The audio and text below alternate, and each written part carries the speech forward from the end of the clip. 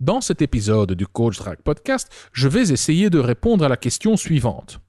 Comment retourner la situation et faire en sorte qu'elle te court après? Cher auditeur, tu as sûrement vécu le scénario suivant.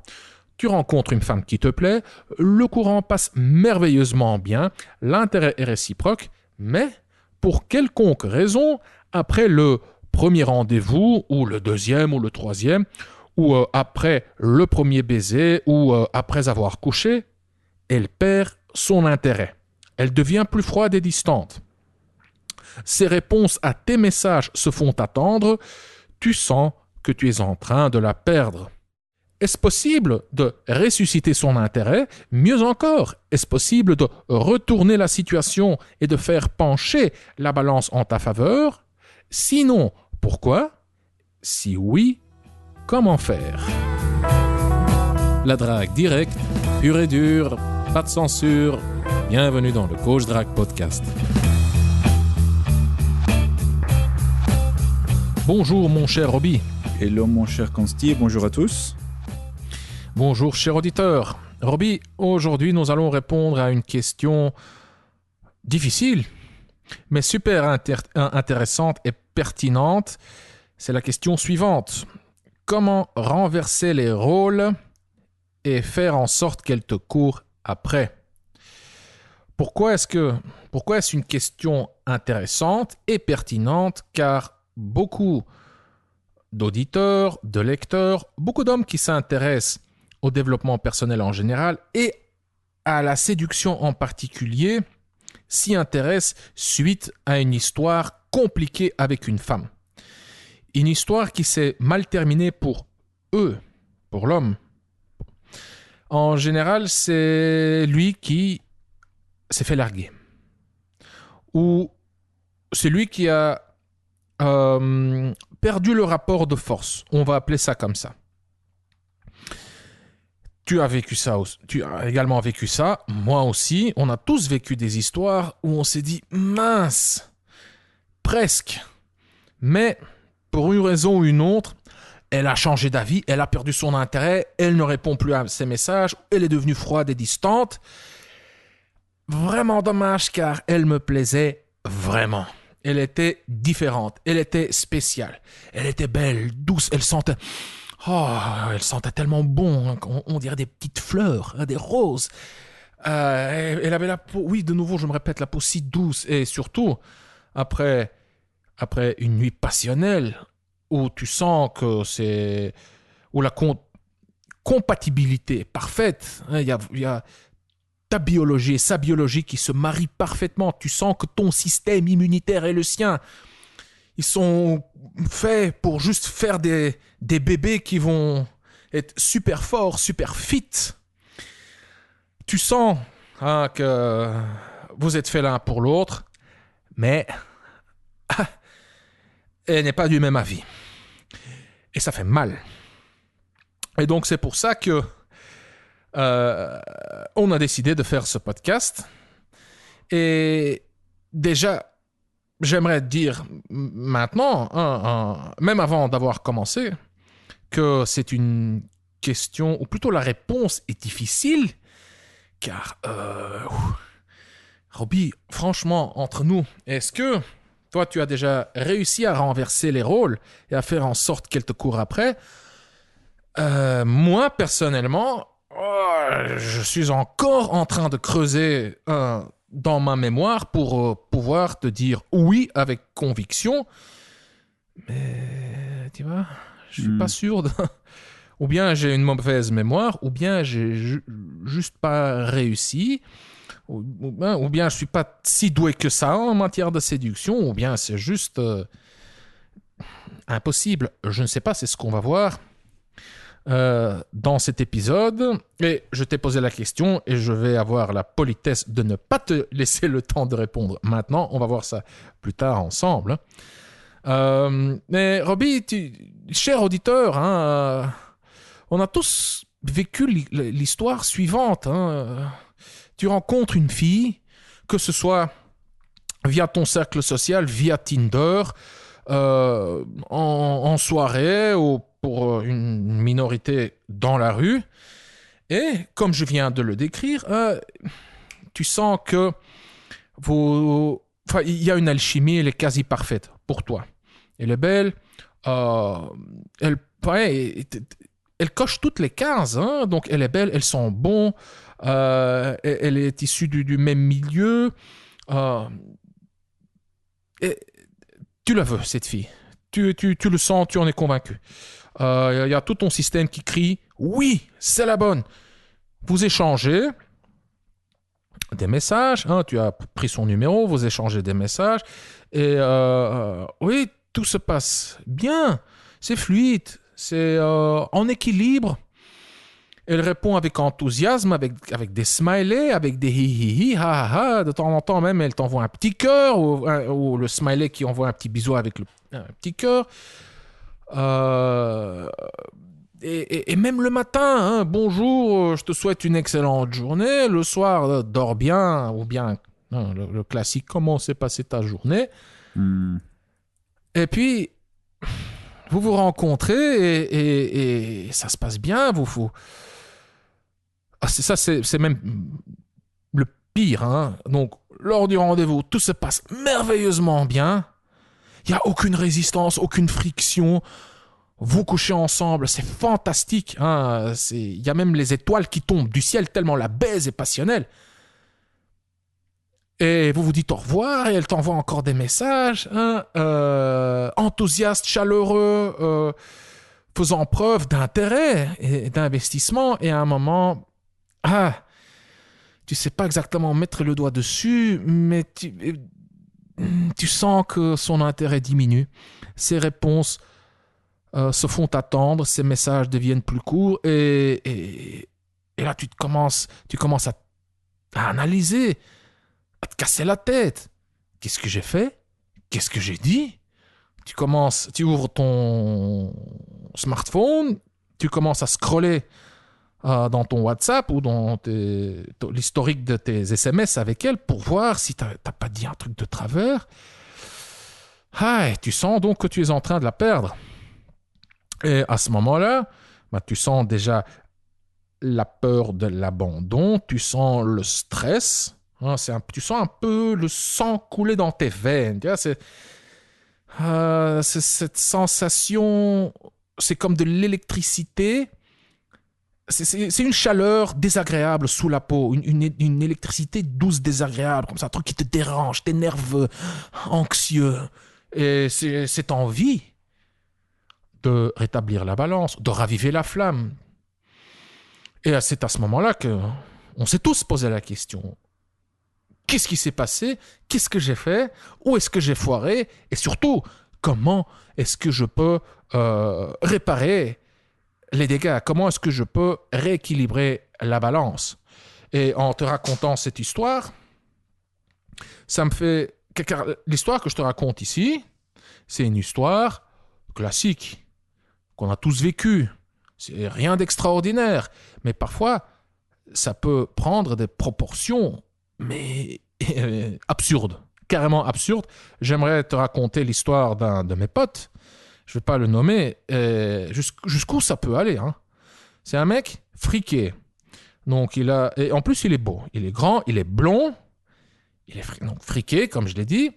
Il a une grosse bagnole. Il a un beau corps. Quand il s'entraîne à la salle, enfin, il a tout pour plaire. Il a un diplôme universitaire ou peut-être même 2, je sais pas. En tout cas, le mec, il a tout pour réussir dans la vie et avec les gonzesses. Et avec les gonzesses, ça marche très bien aussi, mais pas avec toutes. Et comme on connaît tous, hein, il y en a toujours qui ne sont pas intéressés par nous. Et c'est surtout celle-là, hein, ces femmes-là qu'on désire. C'est le classique. Quand elle me plaît, je ne lui plais pas, et fait vice-versa, quoi. Hein. Celle qui me désire, je ne les désire pas. C'est ce phénomène classique. Et donc, ce mec, il rencontre une très belle fille, jeune d'ailleurs, je pense qu'elle avait 20 ans de moins que lui. Et bon, je vais la faire courte. Hein. Il s'est tellement investi, mais tellement... Il lui a acheté une télé. Il lui a offert un voyage de 1000 et quelques euros. Une condition pour qu'elle accepte le voyage, c'est que... c'est absurde, hein, et c'est qu'elle pouvait inviter sa sœur pour venir avec, hein, en voyage. Tu entends à quel point c'est con. Le mec accepte. Il paye le voyage de sa sœur également. Donc c'est la fille et sa sœur, la sœur de la fille, tous les deux reçoivent un voyage. Donc, et pour elle, c'est 1000 et quelques euros. Et pour la sœur, c'est 1000 et quelques euros. Tout payé. Hein. C'est all in. Hein. Le billet, l'hôtel, la bouffe, les sorties. Et le mec, donc, à ce moment-là, il n'a toujours pas couché avec. Hein. Toujours pas. En voyage, il commet l'erreur, attache-toi, hein, de perdre le contrôle entièrement. Donc, il se bourre la gueule. Mais à tel point que ouais, bon. Accroche-toi. Il chie, littéralement, il chie sur le balcon. Donc, tu t'imagines pas l'état dans lequel était le mec. Bien entendu, pour la fille, c'est l'excuse parfaite pour dire « Ah, bah si c'est comme ça, je dors pas avec toi. » Est-ce que je peux... Enfin, je veux dire, c'est même compréhensible. Hein. Elle va pas dormir avec un mec qui est complètement disjoncté, déchiqueté, dégommé, et qui a en plus chié sur le balcon à ce moment-là. C'est clair qu'elle veut pas dormir avec lui, mais c'est pas que... Vu le contexte, elle avait juste besoin de n'importe quelle excuse pour ne pas dormir avec elle, car ça faisait dès le départ qu'elle gardait une certaine distance et qu'elle soufflait le chaud et le froid pour lui donner espoir. Tandis que, pour moi, les signaux étaient clairs, mais dès le départ, attention, ne t'investis pas, cette fille n'est pas intéressée intimement, elle veut juste profiter de toi. Elle veut juste vraiment sucer tes ressources. Tes ressources et pas ton... Hein. Et donc, pendant ces mêmes vacances, lors d'une soirée, il voit cette fille rouler des pelles à un autre gars. Il pète un câble. Mais tu t'imagines, donc c'est lors d'un voyage que lui, il a payé, quoi. Elle roule des pelles à un autre gars qu'elle a rencontré le soir même. Donc mon pote, il pète un câble. Ça dérape. Le nouveau gars, il lui fout un coup de poing. Non, ça, c'est incroyable.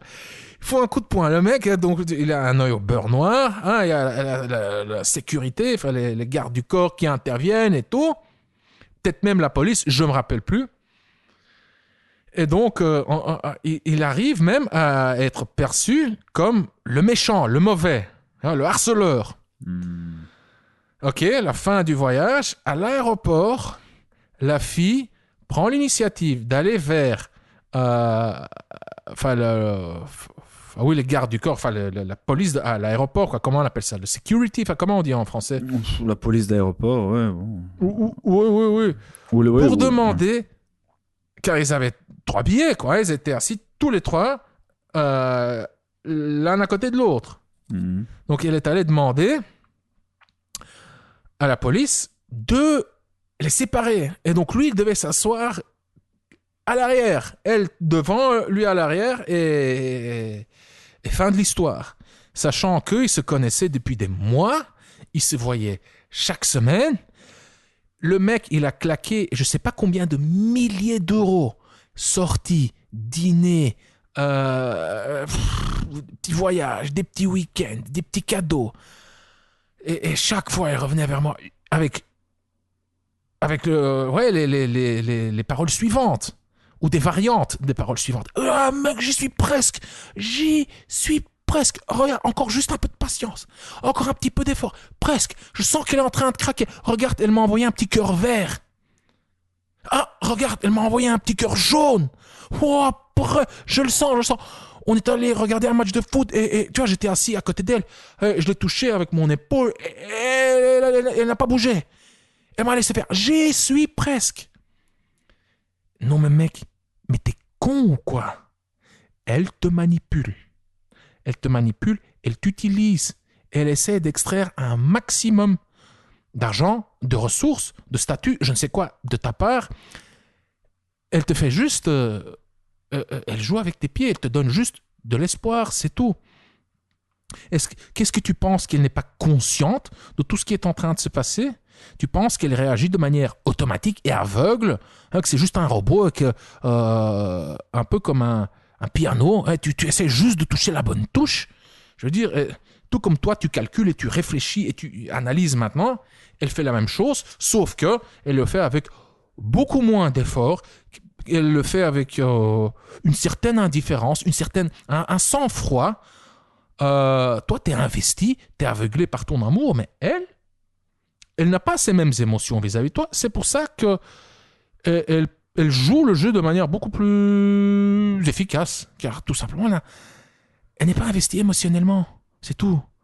Car le mec, en plus, hein, il n'en voit rien. Bien sûr qu'elle n'en voit rien.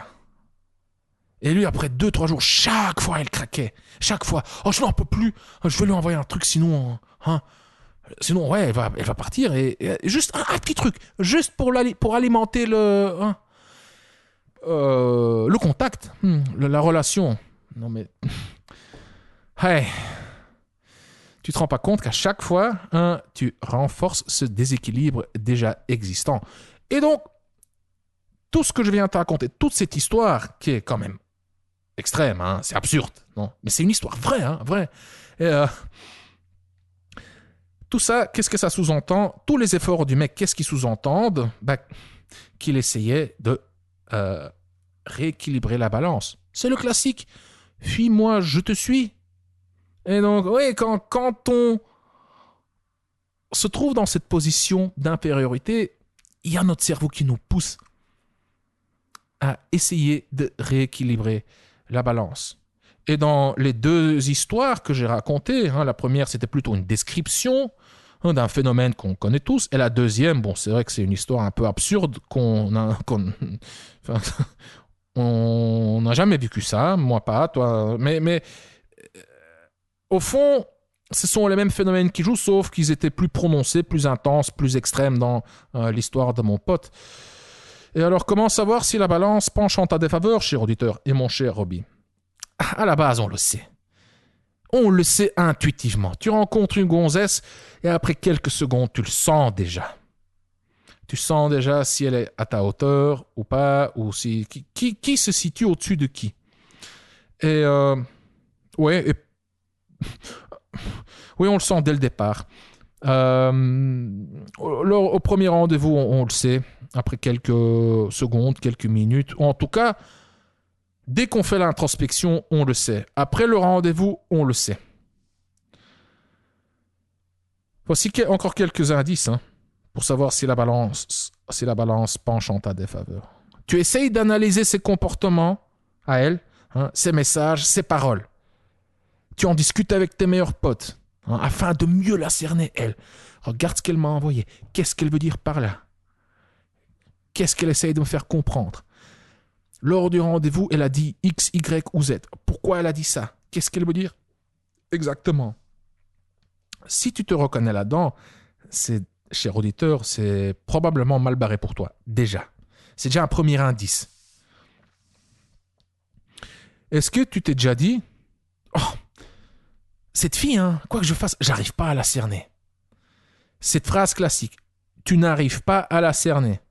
Ça veut dire que tu penses à elle, que tu te casses la tête, que c'est un puzzle que tu n'arrives pas à résoudre. À quelques reprises, les filles me l'ont dit à moi. Mec, j'arrive pas à te cerner. Quand une fille me dit ça, je sais que là, c'est très bon signe.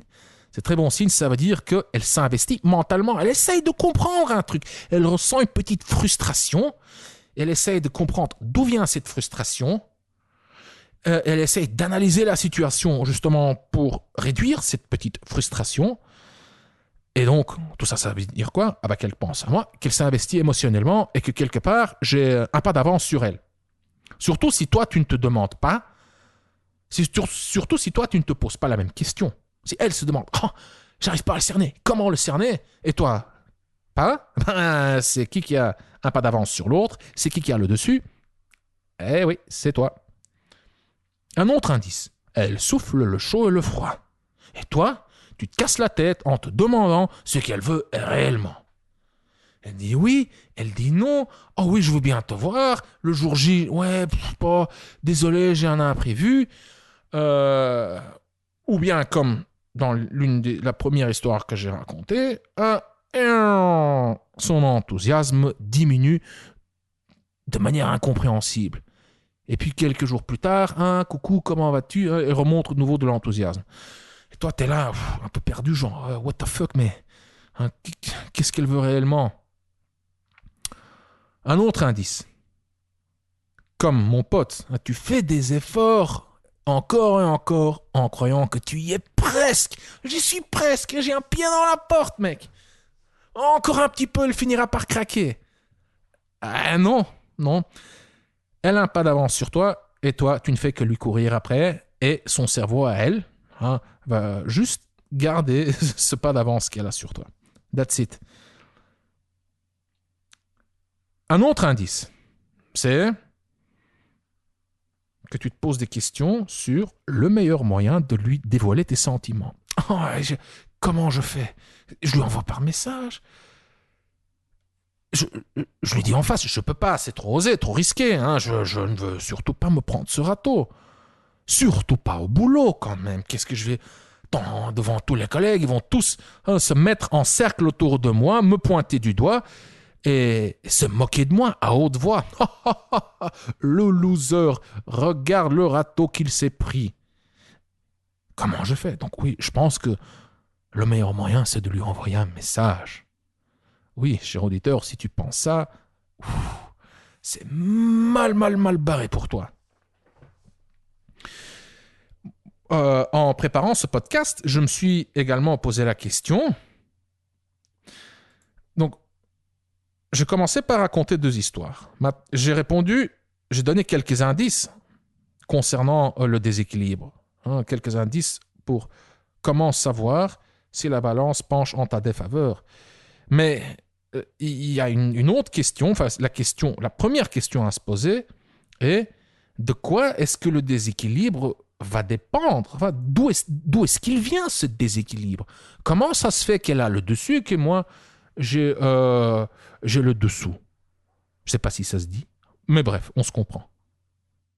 Alors, de quoi est-ce que ce déséquilibre va dépendre? Ou c'est quoi la racine de ce déséquilibre?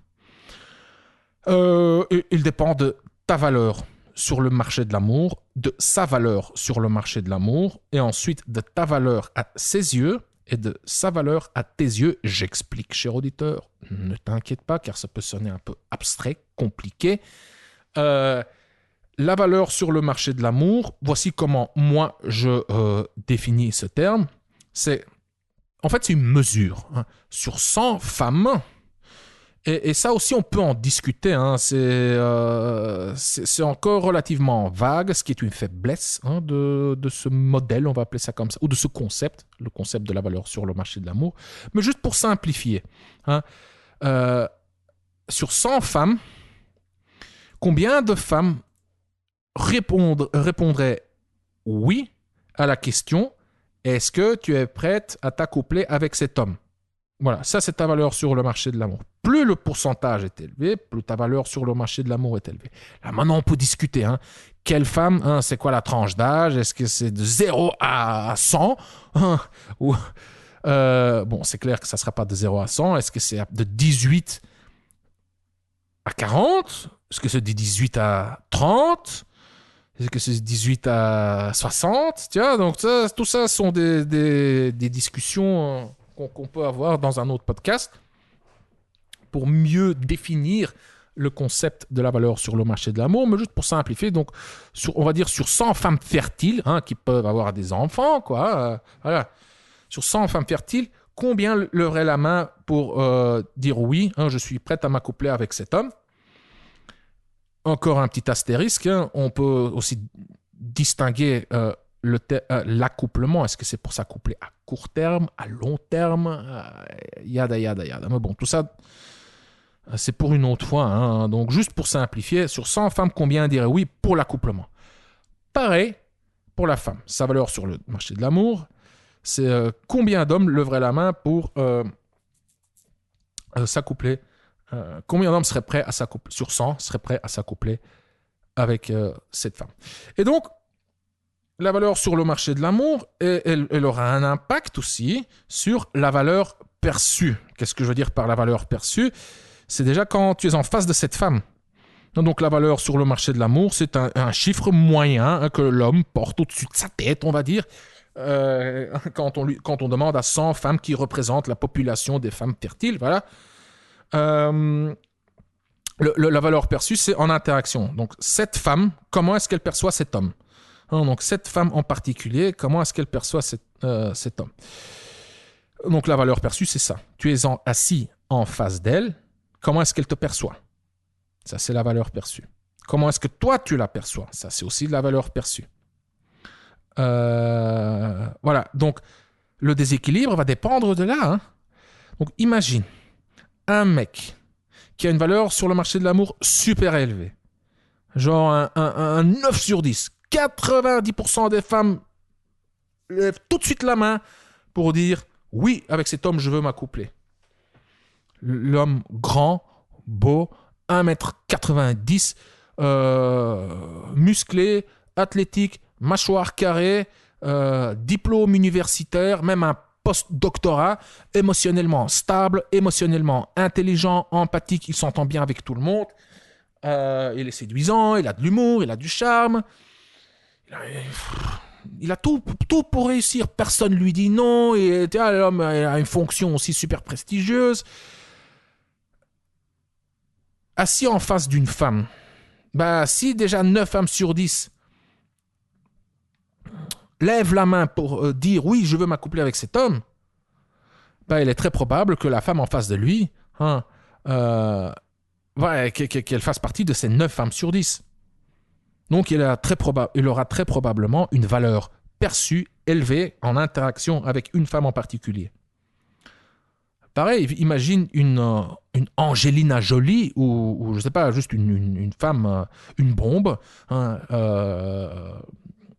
sexuelle, intelligente, hautement éduquée, cultivée, avec un statut super élevé. Je sais pas, voilà, elle est actrice, artiste, elle a une fonction importante, elle est directrice ou quoi, peu importe, mais donc elle a tout, elle a aussi même son statut explose.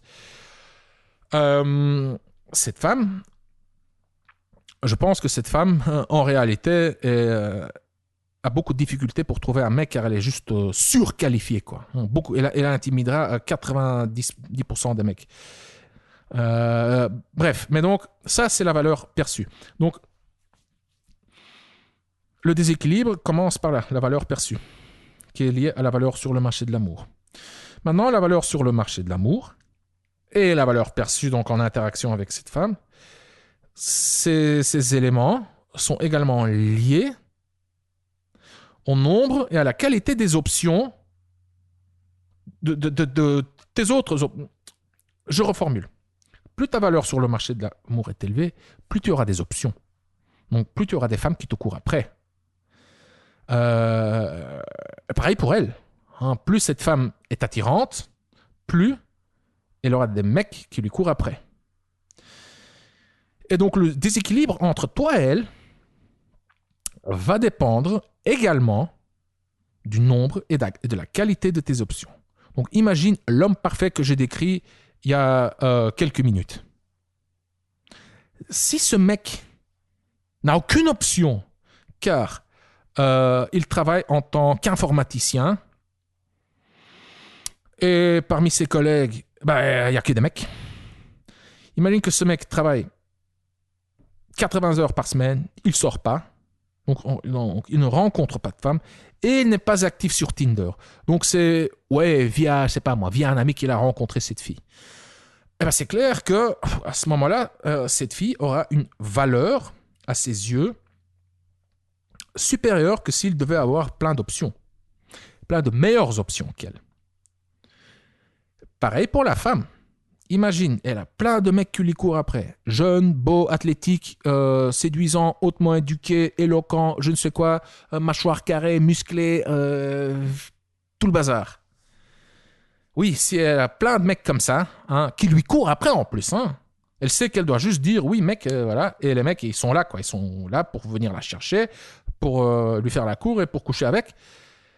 Ah, c'est clair que la façon dont elle percevra le mec en face d'elle va dépendre justement de ses options. Maintenant, imagine exactement cette même femme qui n'a aucune option. Elle se trouve en face d'un mec comme ça, l'homme parfait. Elle va tout de suite craquer. Bien sûr qu'elle va tout de suite craquer. Donc, de quoi est-ce que le déséquilibre va dépendre? De ta valeur sur le marché de l'amour, qui va être étroitement liée à la valeur que tu as aux yeux de cette femme. Et la valeur que tu as aux yeux de cette femme va également dépendre de la qualité et du nombre d'options que cette femme a.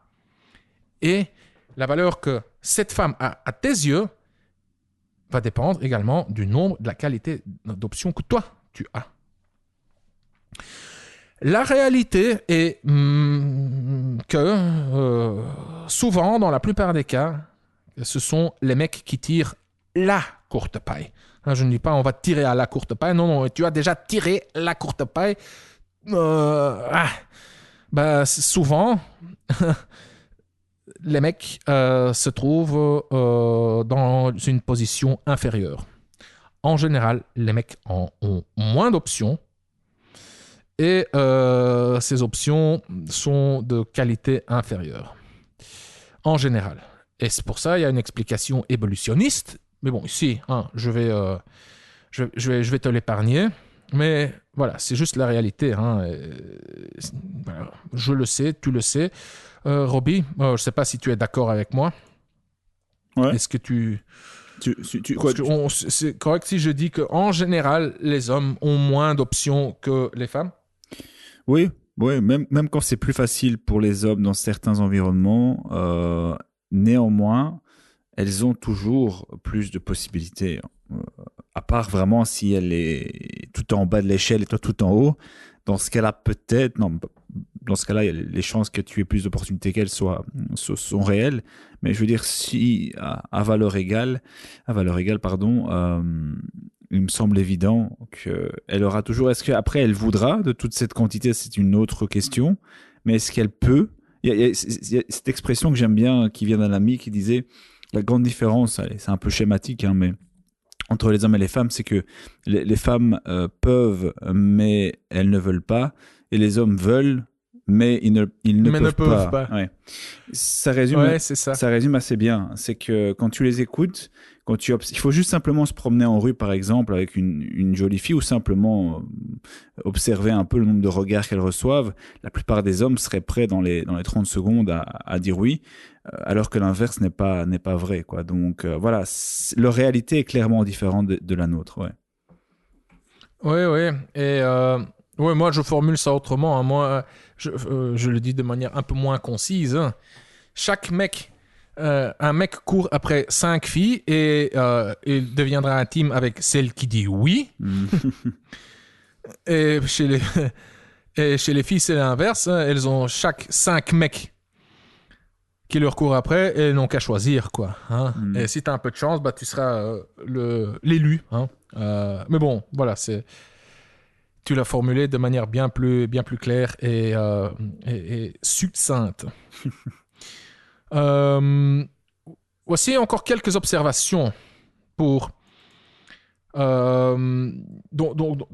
quelques observations concernant sur ce phénomène du déséquilibre et de la question de comment renverser les rôles. Une des premières observations est que plus la relation est fraîche, ici je parle de relation dans le sens large du terme, ça peut même être une rencontre, donc une micro-relation d'une heure et demie, un rendez-vous, Tinder. Plus la relation est fraîche, plus c'est fragile. Plus on se situe tôt dans la parade nuptiale, plus ta marge d'erreur est petite. Imagine, tu es en train de discuter avec une fille sur Tinder, elle perd son intérêt. Ouais, qu'est-ce que tu vas faire? Tu vas lui faire un silence radio? Vas-y, fais-lui le silence radio. Il va rien se passer. Il va juste oublier. Il va juste oublier car Elle a plein d'options. Et certaines de ces options sont de qualité supérieure. C'est-à-dire, les mecs sont supérieurs à toi. Ils ont quelque chose en plus. Plus beau, plus riche, je sais pas. Peut-être les deux. Qu'est-ce que tu vas faire d'autre? Un message manipulateur, hein?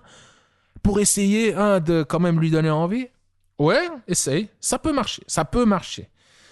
Mais ça va dépendre du degré du déséquilibre et d'autres facteurs que tu ne contrôles pas et aussi de la qualité de ton message. Mais en général, essayer de lui envoyer un message puissant.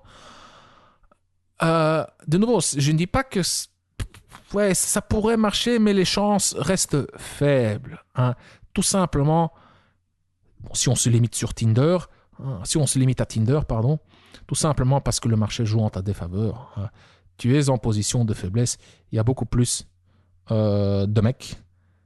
Enfin, il y a déjà plus de mecs que de filles. Et les mecs sont plus enthousiastes, plus affamés, ils sont plus needy. Et donc les filles vivent dans l'abondance, elles ont l'embarras du choix. C'est ce qui explique partiellement aussi pourquoi, surtout sur les applications de rencontres, elles se la pètent.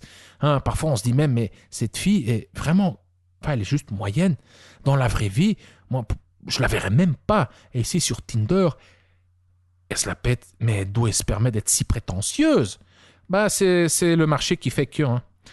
Voilà, c'est le résultat de ce grand déséquilibre entre l'offre et la demande. Et donc, voilà, tu peux essayer ton silence radio, essayer de lui envoyer un message puissant, un message original.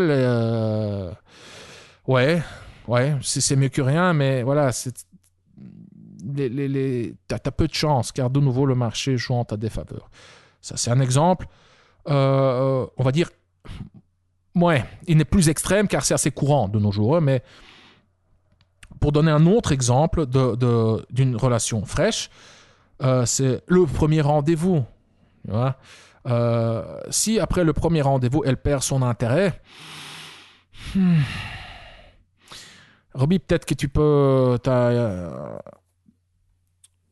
je sais pas moi, un remède, une pilule magique, un truc que moi je connais pas, mais moi j'ai pas... Non. Quand après le premier rendez-vous, j'ai fait de mon mieux et j'ai tout donné, c'était top. Je lui ai bien fait l'amour, elle a eu ses orgasmes, même, voilà. Pour peu que tu arrives... Si on me compare à un pan, j'ai montré toute ma queue, elle est tellement grande, et plein de couleurs et de nuances et je ne sais quoi. Si je lui ai montré tout mon humour, mon intelligence, mes compétences toutes mes qualités d'amant, de lover, j'ai étalé toute ma culture générale, je lui ai parlé de mon diplôme, de je ne sais quoi, mon père est violoniste, ma mère est pianiste, regarde, tout. Si après elle perd son intérêt, c'est pour faire, voilà, game over pour moi, quoi. J'ai jamais réussi à rétablir la balance. Et laisse-moi réfléchir 2 secondes. S'il y a des filles qui sont revenues, alors c'est plutôt à cause de facteurs qui sont des facteurs dus à elle, quoi. Hein. Je sais pas, elle a rompu avec un ex ou le mec le mec qu'elle convoitait l'a largué ou quoi. Alors moi j'étais que la deuxième option, tu vois. Donc ouais. Oh, tu voulais dire quelque chose? J'ai oublié, j'allais dire un truc, puis j'ai oublié. Mais je dis non, en fait, ce qu'il faut aussi retenir dans tout ça, c'est que notre façon de fonctionner, je parle ici de moi, mais je sais que c'est comme ça pour toi aussi, c'est, comment dire, donc on aborde, que ce soit sur Internet ou en rue, en bar, tu passes les phases de séduction, et puis vous arrivez au rendez-vous, et puis si ça se passe mal, c'est terminé, tu as une chance et c'est tout. Donc la nature même de notre système, du fait que ce soit des filles que tu rencontres en dehors de ton cercle social, etc., tu n'as entre guillemets qu'une seule chance de faire une bonne impression. Tandis que d'autres personnes, s'ils ont la fille dans leur entourage relativement régulièrement, ça veut pas dire que c'est plus facile, c'est simplement dire que peut-être là, il y a moyen peut-être de faire changer l'autre d'avis. Et encore, c'est très hypothétique parce que j'ai très peu évolué dans ces environnements-là. la plupart, si pas la totalité, mais vraiment, hein, je te parle quand même maintenant de dizaines d'années, des filles que j'ai eues, je pense pas que j'en ai eu d'un cercle social, tu vois, par exemple. Ou alors si c'est faux. En fait, ça m'est arrivé une fois à l'université, c'est vrai. Mais c'est tellement rare qu'il faut vraiment que je me creuse les méninges pour m'en souvenir. Donc, ce que je veux dire par là, c'est que dans notre système, forcément, soit ça se passe bien. Qu'est-ce que tu veux dire par système? Mais le fait que tu rencontres les filles via les applications de rencontre, via la rue, enfin bref, que tu rencontres. Donc le système de drague, c'est ça? Oui, le système de drague, le fait que tu rencontres les filles et que tu ne les connaissais pas avant, forcément, tu t'exposes à ce que si ça se passe mal lors du premier rendez-vous, il n'y a pas de passif entre vous, il n'y a pas eu d'avant, il y aura, que tu peux mourir demain, la fille ne sera pas qui tu es, quoi. Donc forcément, c'est très difficile de renverser les rôles dans cette situation-là, parce qu'elle a pris sa décision, elle est venue, elle a été déçue lors du rendez-vous. Et puis, qu'est-ce que tu vas faire exactement pour la faire changer d'avis, tu vois? Donc, c'est très compliqué. Tu peux, si t'as vraiment aucune estime personnelle, tu peux la supplier pour faire un deuxième rendez-vous, dire tu seras pas déçu, tu vas voir. Enfin, non. Moi, j'accepte la défaite. C'est-à-dire, ça me fait chier. Mais quand je sens, et tu as raison, l'intuition est là-dessus est très importante. Quand tu sens que ça ne s'est pas bien passé, c'est pour peu que tu aies un doute, que ça soit mal passé, si tu reçois pas l'investissement que tu attends de cette fille, mets les pieds dans le plat rapidement pour éviter de perdre du temps et de l'argent, comme ton pote l'a fait d'ailleurs quand il a payé les voyages et tout ça. Dis simplement. Elle a dingue cette histoire, vraiment. Ouais, mais dis simplement, écoute, j'ai l'impression que l'alchimie n'était pas présente. Voilà, quelque chose comme ça. En tout cas, c'était sympa de te rencontrer. À bientôt. Et t'inquiète pas qu'un message comme ça, c'est largement suffisant pour que si jamais elle est vraiment intéressée, t'inquiète pas, elle va tout faire pour rétablir la balance. Ne t'inquiète pas, elle va tout faire pour rétablir la balance. Mais si tu dois envoyer déjà ce genre de message, ça veut dire que tu ne reçois pas les signaux nécessaires, l'investissement nécessaire, et donc tu peux être certain déjà qu'elle va t'envoyer oui, effectivement, tu as raison, la chimie n'était pas présente. En tout cas, bonne journée, merci, au revoir. Et hop, t'es déjà oublié, quoi. Voilà. C'est aussi... C'est un petit détail important ça concerne le message que tu viens de suggérer. Ouais. Le message que tu viens de suggérer à lui envoyer à elle après le rendez-vous. Quand tu dis n'hésite pas à mettre les pieds dans le plat, on voit lui, l'alchimie n'est pas présente. Et il y a quelque chose de subtil dans ce message. C'est que ça préserve quand même la balance.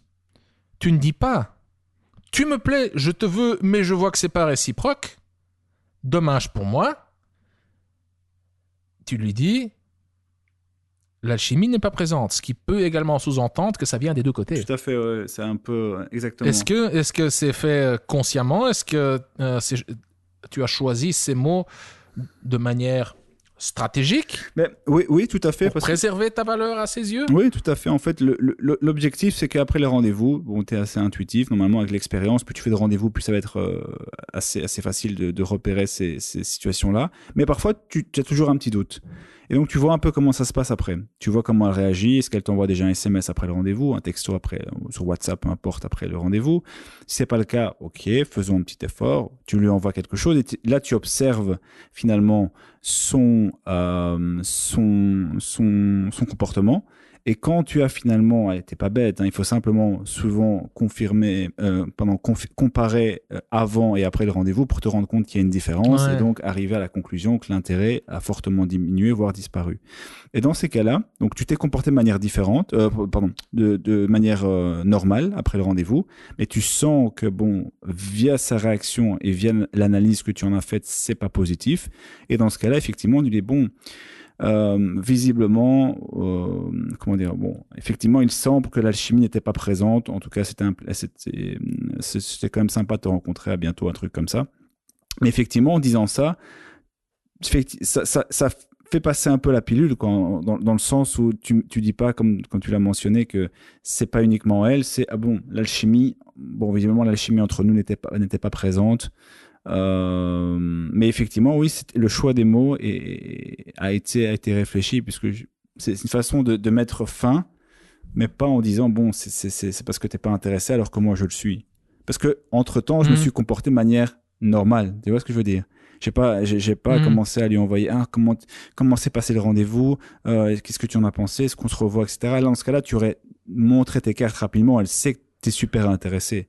Mais si tu restes un peu neutre après le rendez-vous, c'est-à-dire que tu te comportes comme tu te comportais avant, mais que tu sens de son côté que c'est pas comme avant, et plus l'intuition et l'intuition normalement que tu as eue lors du rendez-vous, eh bien là, tu peux normalement te rendre à l'évidence, dire bon, la fille est pas plus intéressée que ça, et donc là tu peux envoyer ce petit message, car de nouveau, si elle est vraiment intéressée, si tu as mal interprété, et de nouveau c'est assez rare avec un peu d'expérience, eh bien elle va tout faire pour rééquilibrer la balance tout simplement, et inversement, si elle est clairement pas intéressée, elle va courir sur l'occasion pour accentuer le fossé entre vous, c'est-à-dire en disant ouais, effectivement, l'alchimie n'était pas présente, hein. Dommage. Ouais. Et puis voilà, tu sais à quoi t'en tenir. Donc ça, c'est la première chose. Autre élément de réponse, ça c'est important parce qu'effectivement, on parle de valeur, et tu as tout à fait raison, mais un truc qui est un peu sous-estimé, mais qui est aussi un peu difficile à expliquer finalement, c'est moi, je vois une différence également. Alors, il faut être très clair. Ce que je vais dire maintenant, il faut que la valeur soit présente. Il faut que tu aies une valeur suffisante à ses yeux. C'est une évidence. C'est la base. Mais néanmoins, il y a quelque chose, je vois, quand moi, je suis vraiment très occupé et que j'ai vraiment pas mal de choses et que j'ai aussi pas mal de filles à droite et à gauche, différentes applications. Donc, tu installes 3 applications. En plus, tu vas un peu en rue, tu fais des bars, tu as quelques petits dossiers ici et là. Et en plus, tu es occupé, tu as un job qui t'occupe.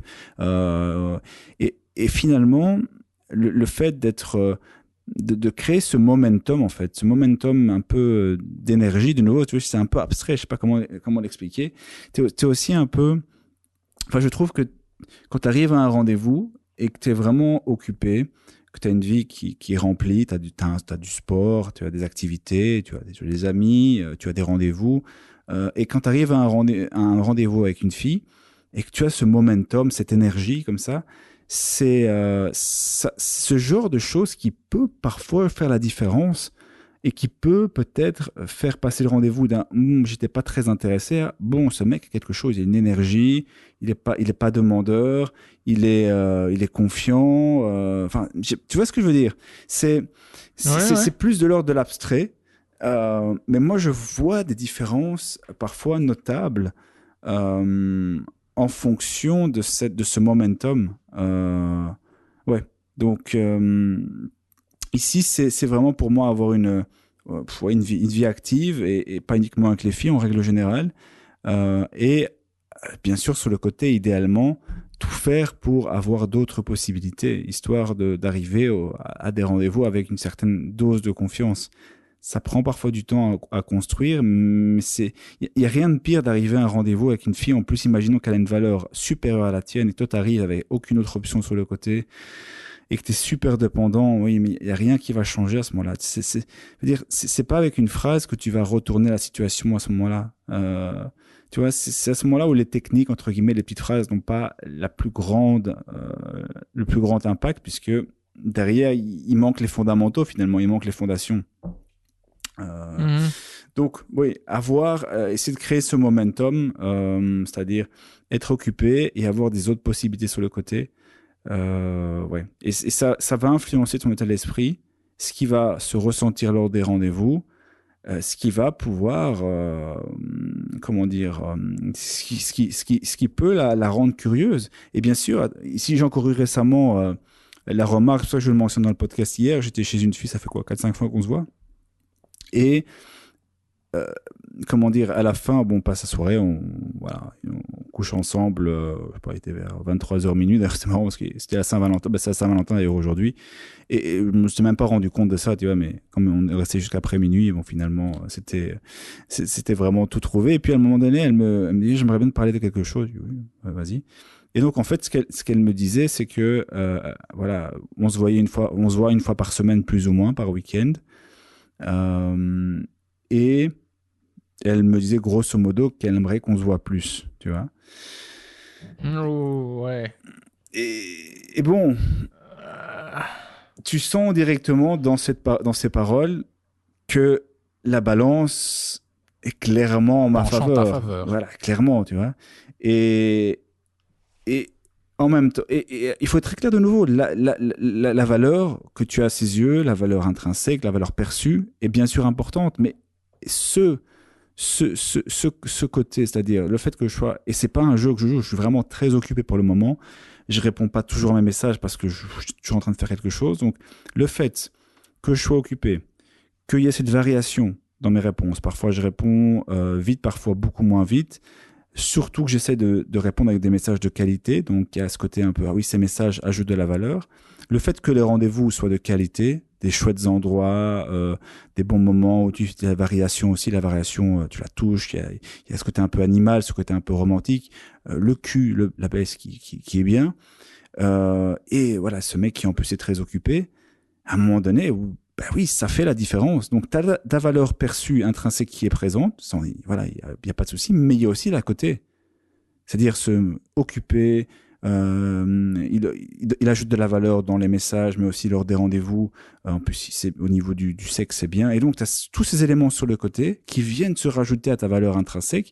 Et là, effectivement, tu peux faire un effet bœuf. Et d'ailleurs, hier, voilà, ça s'est traduit par pour moi, on se voit pas assez, quoi. Une fois par semaine, c'est je veux plus, quoi, tu vois. Oui, ouais, elle veut déjà une petite relation avec toi. Hein. Elle développe des sentiments, Oui, hein, Robbie. tout à fait, tout à fait. Donc, et bon, et observe ma réaction. Hier, c'était quoi ma réaction? Ça a été ah ouais, effectivement. Bah, tu sais, j'y ai pas vraiment pensé. Ça, c'est moi qui dis ça. Ensuite, je dis bah écoute, c'est parce que bon, je suis très occupé. Mais la vérité, c'est que voilà, j'ai vraiment pas pensé. Je suis vraiment très occupé. Il y a aussi d'autres filles sur le côté. Et donc, tu vois, comme la Est-ce balle. qu'elle est au courant des autres filles sur le Non, côté? non, non, elle est pas au courant des autres filles sur le côté. Euh, je pense elle doit y penser. Elle doit y penser. Mhm. Mais, euh, mais voilà. Et ce que je voulais dire, c'est que imaginons maintenant que j'ai uniquement cette valeur qu'elle perçoit et qu'elle a aimé lors du premier rendez-vous, mais que je n'ai pas tous ces éléments sur le côté, c'est-à-dire le côté un peu de variation, le côté un peu busy, les rendez-vous qu'elle a passés, le sexe. Quelle aurait été peut-être quelle aurait été la situation de la balance après 5 rendez-vous? Mhm. Est-ce que, mais c'est Mhm. difficile à dire parce que euh, dire comment ça serait sans ces éléments, c'est Oui, ça, impossible. C'est pas possible. Tu sais pas comment ça oui. se serait passé si tu n'avais pas tous ces éléments. Mais la- tout comme quand ça ne fonctionne pas, tu sais pas comment ça se serait passé si tu avais changé certaines choses parce que trop tard, le moment est passé. Tu vois ce que je veux dire? Oui, oui, oui, non, non, je comprends parfaitement, mais bon, ça nous n'empêche pas de pouvoir spéculer, hein, de Mhm. réfléchir, de faire l'exercice mental. Hein, ça ne nous empêche pas de poser la question. Il y a plusieurs options. Hein, plusieurs options sont possibles. Hein. Qu'est-ce que ça aurait changé? Peut-être rien. Peut-être qu'au final, vous arriverez. Non, je n'arrive pas à conjuguer, Robbie, Vous aide-moi. arriveriez, Peut-être hein. que arriveriez, oui, à la même situation, hein, au même point. Hmm. Hein. C'est-à-dire après 5 rendez-vous qu'elles te disent, voilà, j'aimerais qu'on se voit plus. Ou voilà, peut-être que effectivement, toi, tu serais plus acquis, un peu plus légèrement needy, on va dire, hein, et qu'elle te pose pas la question. Donc moi, je vois, euh, ouais, moi je vois que deux options, te connaissant toi, hein, ces deux options-là. Bon, enfin, il y en a pas 36, hein, donc ou bien. Oui, le but n'était pas non plus de faire l'exercice. J'ai déjà commencé à faire l'exercice, hein, à répondre à la question. Mais ouais, faisons-le jusqu'au bout. Option 1, ouais, ça n'aurait rien changé. Option 2, elle ne t'aurait pas posé la question car hein, tu serais plus acquis à ses yeux. Troisième option, toi, t'es le mec needy, tu dis oh, s'il te plaît, je veux qu'on se voit plus. Hein. C'est-à-dire que la balance penche en ta défaveur. Ou bien la quatrième option, c'est qu'après 2-3 rendez-vous, voilà, qu'après 2-3 rendez-vous, ça s'arrête, puisque, ouais, toi, t'es pas plus intéressé que ça, et elle non plus. Mhm. C'est ça les options en général. Ouais, c'est ça. Non ? C'est ça. Et puis de toute façon, on peut répondre aussi de la manière suivante, c'est que les fois où ça a foiré, où la balance était en ma défaveur, c'est souvent aussi car ces éléments que j'ai mentionnés sur le côté, mis à part, donc indépendamment de la valeur intrinsèque perçue qu'elle a de toi, c'est quand ces éléments justement n'étaient pas au top, c'est-à-dire où tu étais trop demandeur, où tu demandais trop vite à l'autre de se voir plus souvent, de s'investir plus. On a tous fait l'erreur, tu vois, on a tous fait l'erreur. Mais on l'a fait, en tout cas, je l'ai fait beaucoup moins qu'il y a 5 ans, qu'il y a 10 ans, mais ça va encore certainement arriver à l'occasion. Et quand ça arrive, et quand tu analyses froidement, tu dis, ah oui, mais en fait, je me comportais de manière déjà beaucoup plus acquise, beaucoup plus disponible, beaucoup plus comme ceci, beaucoup plus comme cela. Et quand maintenant j'analyse, mais c'est anecdotique parce que c'est tout récent, j'ai encore vu hier cette fille, quand j'analyse la relation avec cette fille, la relation en tout cas, notre relation, c'est une relation, relation quoi, ouais. Eh bien tu peux voir que tous les éléments sont entre guillemets dans le vert, et tu te dis oui, mais comment ça se serait passé si ça n'avait pas été comme ça? Ben tu sais pas, mais quand même il y a des indices suffisants de par les expériences passées pour te dire que il y a quand même une part de ces éléments-là qui jouent un rôle dans cette balance finalement. Donc ça aussi, hein, tu peux comparer des schémas, hein, voir un peu bon quand ça s'est bien passé, est-ce que je peux analyser mon comportement, comment je me comportais, quel était le contenu de mes messages, quel était le tempo. C'est du travail, attention, c'est du travail, mais ça peut être bénéfique.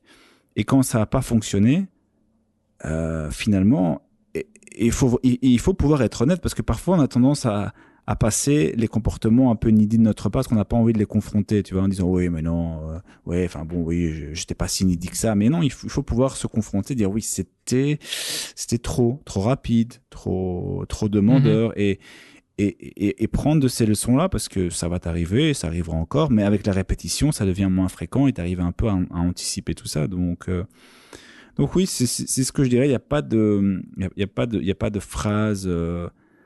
En tout cas, à partir du moment où c'est vraiment mort pour toi, il n'y aura pas de phrase particulière qui va changer la couleur de la soupe, quoi. Ce sera simplement apprendre de l'expérience et se relever et aller et continuer, quoi. Donc ouais. Oui, encore un truc important. Quand tu fais tes analyses par la suite et tu essaies d'identifier les comportements qui ont contribué au déséquilibre dans la balance. Mm-hmm. Tu as fait ceci, tu as dit cela, tu as envoyé un message, tel ou tel message, et c'est à ce moment-là qu'elle est devenue plus froide, plus distante. Donc quand on essaie d'identifier nos comportements, comment on va les appeler, peu séduisants ou même repoussants, il faut garder en tête que peut-être notre interprétation n'est pas la bonne. Donc il faut toujours, enfin il faut essayer de, comment dire, il faut apprendre faut savoir vivre avec des questions ouvertes, avec des questions auxquelles on n'a pas de réponse, et il faut accepter, savoir vivre avec de l'incertitude, des incertitudes. Hein, tu as dit, de nouveau on parle d'analyse, hein, donc tu analyses tes interactions, tu analyses tes relations, tu essaies d'identifier les comportements peu séduisants, hein, et tu te dis, à ce moment-là j'ai dit ceci, et elle a réagi de cette manière-là, c'est ici que j'ai foiré, c'est ici que ça a commencé à tourner au vinaigre, ou c'est ici que la pente descendante a commencé. Est-ce réellement le cas? Est-ce que c'est vraiment cet élément-là? Peut-être que oui, mais peut-être que non également. Peut-être que ce comportement-là n'était qu'un symptôme d'un truc qui était déjà présent depuis plus longtemps. Un déséquilibre, une méfiance ou je ne sais quoi. Donc oui, même vis-à-vis des réponses qu'on formule à nos analyses, il faut rester critique et se poser la question, est-ce que j'ai pas fait d'erreur dans mon analyse? Et car bien entendu, à force d'accumuler les expériences et les analyses et les réponses aux questions, tu vas voir des schémas et des patterns qui se développent. Le même truc qui reviennent. Et surtout à ce moment-là, il faut rester vigilant. Car c'est surtout quand les schémas commencent à se manifester, les mêmes choses qui reviennent, qu'on commence à être plus convaincu de la validité de nos analyses. Ah, voilà, mais c'est cet élément-là qui revient encore et encore. Ouais. Donc, ça doit être ça. Ouais, tout à fait, ouais. Peut-être que oui, peut-être que c'est effectivement cet élément-là. Peut-être que tu as mis de manière juste, plutôt correcte, le doigt sur le problème. Mais peut-être qu'on peut également parler du biais de confirmation, où tu vois un truc qui se répète, mais qu'en fait, ce truc qui se répète, c'est pas vraiment... ou ça n'a pas vraiment d'effet, où tu identifies un truc à tort, quoi. Donc, on peut dire que que tu accumules juste les faux positifs, tu vois. Je devrais...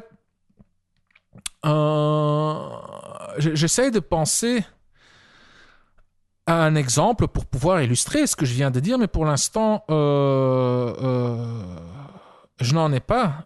Mais bon, l'essentiel, c'est surtout ça revient juste à ça. Essaie juste de rester critique vis-à-vis de toi-même aussi, de tes analyses. C'est bien, c'est difficile, c'est vraiment difficile, mais c'est d'essayer de poser une question supplémentaire. Et si j'avais tort, est-ce que ça peut pas être autre chose? Si je devais voir ça sous un autre angle, du point de vue féminin, est-ce que je pourrais trouver d'autres réponses? Voilà, bref. Donc oui, les analyses sont intéressantes, sont super utiles. Elles sont super utiles, elles vont t'aider à progresser, mais puisqu'on parle que c'est juste une succession d'anecdotes. C'est chaque fois des preuves anecdotiques. Et c'est toujours toi, l'interprète, d'office qui a des erreurs qui vont s'infiltrer dans tes analyses. D'office qui aura tes biais cognitifs, tes erreurs d'interprétation. Il y a ton ego qui va s'infiltrer, qui va polluer tes analyses. Mais bon, faut faire avec. L'idéal serait d'avoir un groupe de scientifiques qui te suivent constamment, qui te filment, et qui essayent de standardiser la façon dont ils analysent, et dont ils t'observent, et dont ils analysent tes comportements et tes résultats. Et là, au moins, tu pourras tirer des conclusions plus objectives, moins dépendantes de ton interprétation, de tes biais cognitifs, de ton ego. Voilà, mais bon, pour ça, on a aussi... Donc, c'est utile donc d'échanger en tant que dragueur, en tant qu'amateur de l'amour, de la séduction, de la drague, d'échanger des expériences.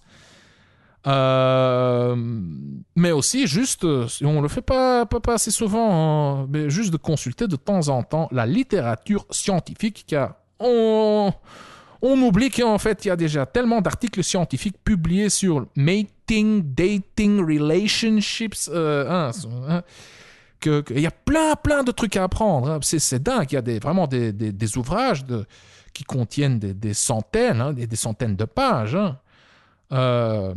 Et genre, tu as des ouvrages 200, 300, 400, 500 pages uniquement sur le relationship initiation.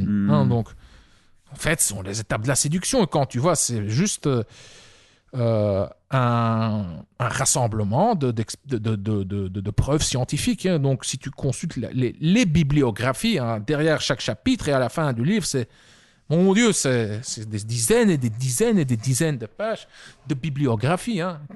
Et tout ça sont des ressources scientifiques. Voilà. Bref, je continue, Roby, avec les observations. Sinon, on va... voilà, sinon ça va durer une éternité. Une autre observation, cher auditeur et Roby, est la suivante. C'est un truc super utile, pas que dans la séduction, mais dans la vie en général.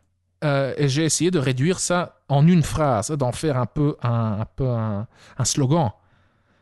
Que voici, un maximum de statut avec un minimum d'effort.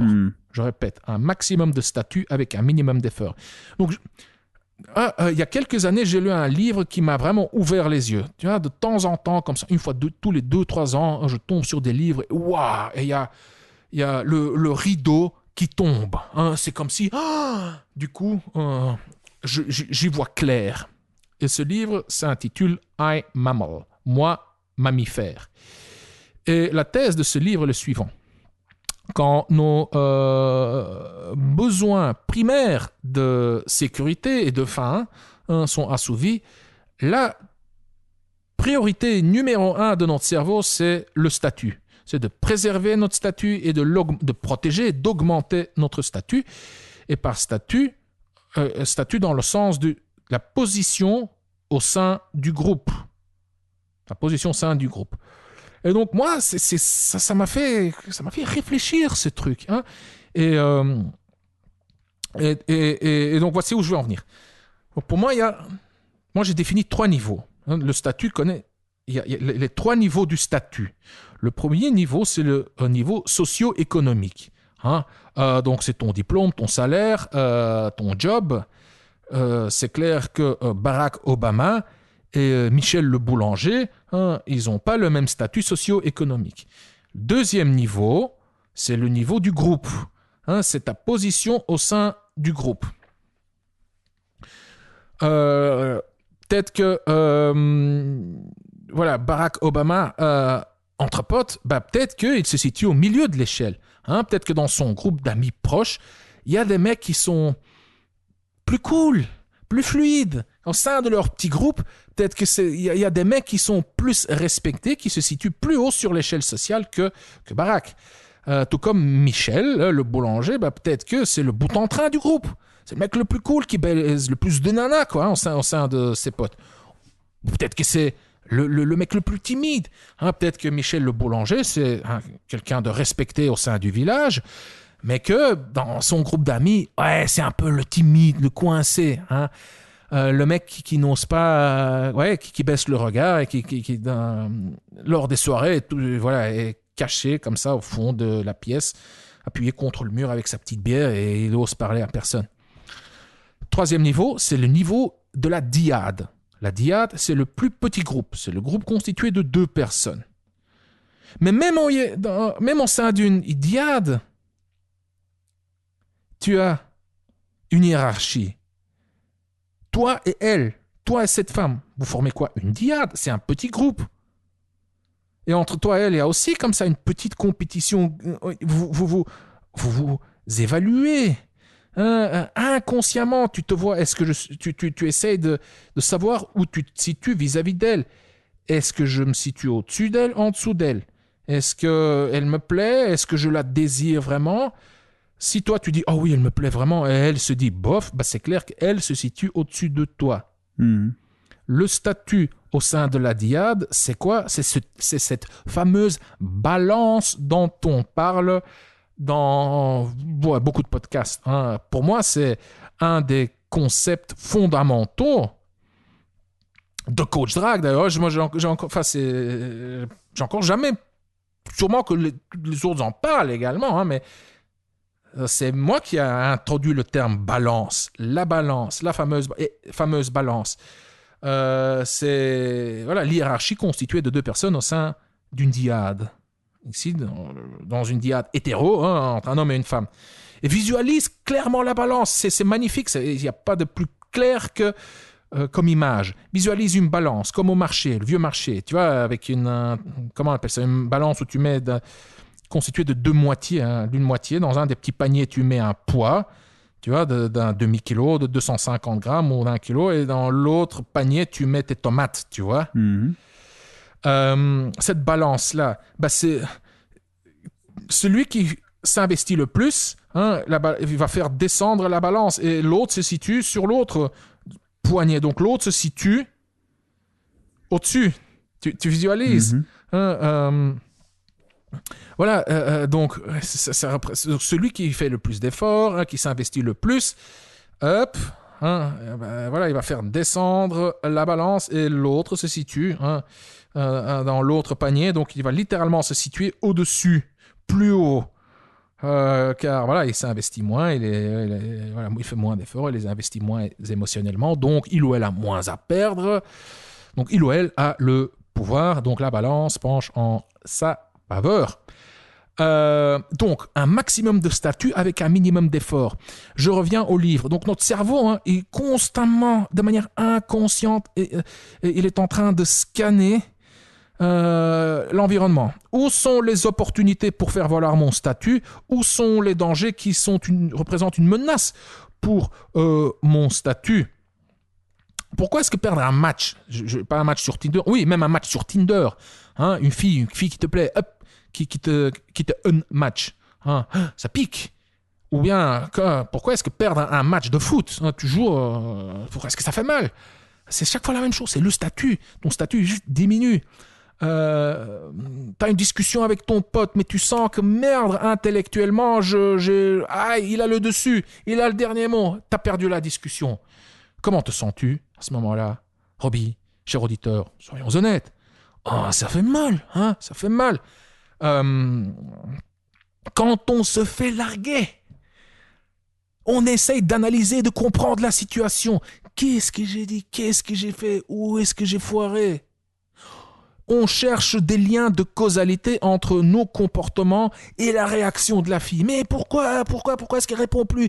Et tu ouvres tous tes messages et tu commences à scroller, à te demander merde, où est-ce que j'ai dit? Peut-être ici, peut-être que j'ai dit ceci. Peut-être que j'étais trop direct. Non, j'étais trop. Merde, j'ai pas dû dire ceci. Le smiley. T'as vu, j'ai utilisé un mauvais smiley. Bah oui. Comment expliquer ça? Bah voilà, notre statut est menacé. Et voilà, surtout, quand on s'est investi dans une relation avec une fille qui nous plaît vraiment, et bam, on se fait larguer. Ça pique tellement, qu'est-ce qu'on fait? On essaie de la récupérer. Et maintenant, vraiment, à se poser la question, pourquoi est-ce qu'on essaie de la récupérer?